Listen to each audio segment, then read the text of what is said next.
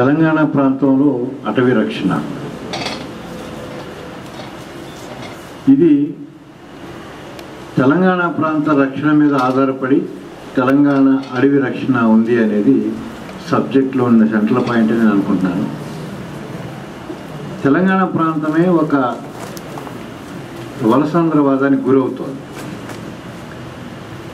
అడవి తెలంగాణలో ఉన్న, భారతదేశంలో ఉన్న, ప్రపంచంలో ఉన్న అది దానంతరం అది వలసవాదానికి గురవుతూనే ఉంది. రేపు తెలంగాణ వచ్చినాక కూడా అడవి వలసవాదానికి గురికాకుండా ఉంటుందని గ్యారంటీ ఏం లేదు. కనుక అడవి రక్షణ తెలంగాణతో సంబంధం లేకుండా రక్షణ అవసరం ఉంది. తెలంగాణ వలసవాదానికి గురవుతుంది కనుక కలిపి కూడా ఆలోచించడం అవసరం ఉంది. నేను తెలంగాణ వాడిని కాదు, గిరిజనుడిని కాదు, కానీ ఒక మానవతావాద ప్రజాస్వామ్యవాదిని.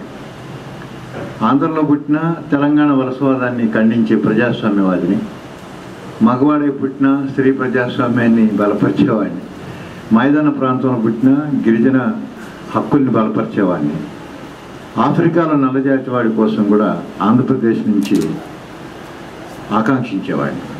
ఇక్కడ కూర్చున్న వాళ్ళందరూ నా జాతి వాళ్ళే అనుకుంటున్నారు. బేసిక్గా డెమోక్రాట్స్. మనం ఇక్కడ ఆలోచించాల్సిన విషయం, నాకు ప్రత్యక్షంగా గిరిజన జీవితంతో రెండు సంబంధాలు ఉన్నాయి. ఒకటి, నేను విప్లవకారుడిగా ఉన్నప్పుడు మన్యం ప్రాంతంలో 5 ఏళ్ళు పనిచేశాను గిరిజనుల భూరక్షణ కోసం. ఇప్పుడు పోలవరం ఏదైతే అంటున్నామో అక్కడ ఉన్న ప్రాంతంలో పనిచేయటం జరిగింది. ఇటీవల అది మునిగిపోతుందని తెలిసి పరిశీలించడానికి కూడా పోయి రావటం జరిగింది. వివరాల్లోకి వెళ్ళడం ఇప్పుడు సందర్భం కాదు, కానీ అటవీ రక్షణ అనేది గిరిజనుల మీద ఆధారపడుతుందని మా మిత్రులు చెప్పినట్లుగా నాకు ఒక ఉదాహరణ. మేము భూస్వామ్య వ్యతిరేక వర్గ పోరాట దృక్పథంతో అక్కడ రైతు కూలి, ఆదివాసీ రైతు కూలి సంఘం కట్టి పనిచేస్తాము. దాదాపు ఒక 3-4 వేల ఎకరాలని మరి ఎల్లవరం, రంపచోడవరం, కొండమొదల ప్రాంతాల్లో పంపిణీ చేసినాం. పంపిణీ చేసేటప్పుడు నేను స్వయంగా నా స్వహస్తాలతో పంపిణీ చేసినాం. 170 యాక్ట్ చైతన్యం వచ్చినాక పరిశీలించి చూసుకుంటే 45% ల్యాండ్ నాన్ ట్రైబల్స్కి మేమే డిస్ట్రిబ్యూట్ చేసినాం స్వయంగా మా హస్తాలతో. పైగా ఎమర్జెన్సీలో మరి మా నక్సలైట్ నాయకుడు సత్యనారాయణ సింగ్ పుల్లారెడ్డి గారి ఆధ్వర్యాన అప్పుడున్నటువంటి హోమ్ మినిస్టరు చరణ్ సింగ్ ఆయన దగ్గరికి వెళ్ళి మేము గోదావరి లోయలో గిరిజనులకి 3 లక్షల ఎకరాలు సంపాదించి పెట్టినాం. ఈ 3 లక్షల ఎకరాలకి 3 లక్షల పట్టాలు ఇవ్వాలని పోయినారు వీళ్ళు. అయితే ఆ 3 లక్షల్లో 1.5 లక్ష గిరిజనేతరులు కాదు, ఇన్ జనరల్. ఇది నేను ప్రత్యక్ష సాక్షిని. కారంచేడు వచ్చినాక దళిత చైతన్యం ఎట్లొచ్చింది మాకు, 170 వచ్చినాక తుడుందెబ్బ చైతన్యం వచ్చింది. అమరుడు వీరన్నను తెలుసుకోవాలి మనం. ఈ స్టార్టెడ్ తుడుందెబ్బ అయిన ఏపీ. ఈ extended this concept. I'm also join hands with him and Lakshminarayana. All the friends are there.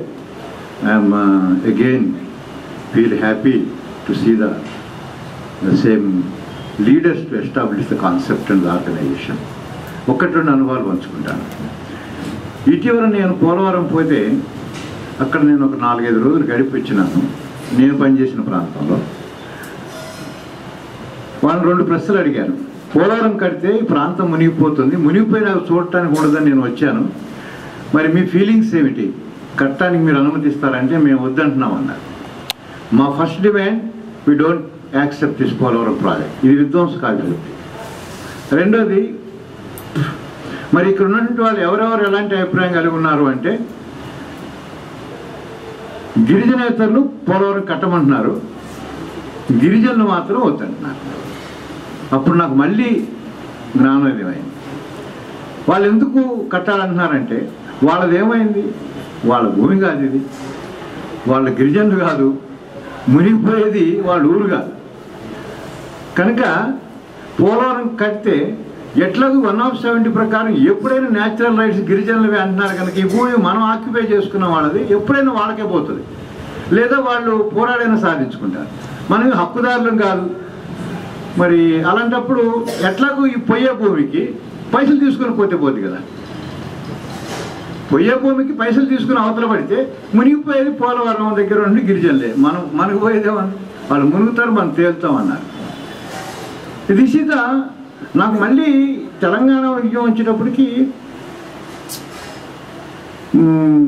కొన్ని స్కూల్స్లో పిల్లల భవిష్యత్తు దెబ్బతింటుంది, తెలంగాణ ఉద్యమం ఆపేయండి అని కొంతమంది మాట్లాడారు. అయితే ఈ మాట సెటిలర్స్ మాట్లాడుతున్నారు కానీ తెలంగాణ వాళ్ళు మాట్లాడలే.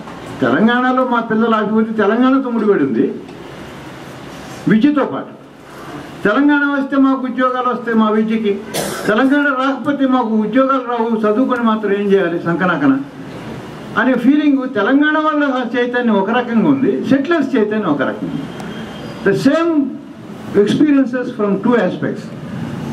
నా సెటిలర్స్ అయిన ఆంధ్ర వాళ్ళకి తెలంగాణ పోయినా పర్లేదు, మా పిల్లలు బాగుండాలి. పోలవరం దగ్గర సెటిలర్స్కి పోలవరం వచ్చి గిరిజన ప్రాంతం మునిగిపోయినా పర్లేదు, మా భూములు మా డబ్బు మాకు ఉండాలి. కానీ who are the natural protections of the forest and natural protectors of the Telangana? ఇది నేను నా అనుభవం తెలుసుకున్నది ఏంటంటే the nativity and the identity. ఎవరు తెలంగాణ నేటివిటీ కలిగిన వాళ్ళు తెలంగాణను ప్రొటెక్ట్ చేసుకుంటారు. ఎవరు ట్రైబల్ నేటివిటీ కలిగి ఉన్నారో వాళ్ళు అడవిని రక్షించుకోగలుగుతారు. ఈ రెండింటిని గుర్తించి ఆ రక్షణ కవచంగా ప్రజాస్వామ్యవాదులు మారితే బాగుంటుందని నేను అలా మారాలని అనుకుంటున్నాను. మిగతా వాళ్ళు కూడా అదే ఒక సందేశంగా చెప్పాలనుకుంటున్నాను. నాకు ఈ అవకాశం ఇచ్చాను. ధన్యవాదాలు.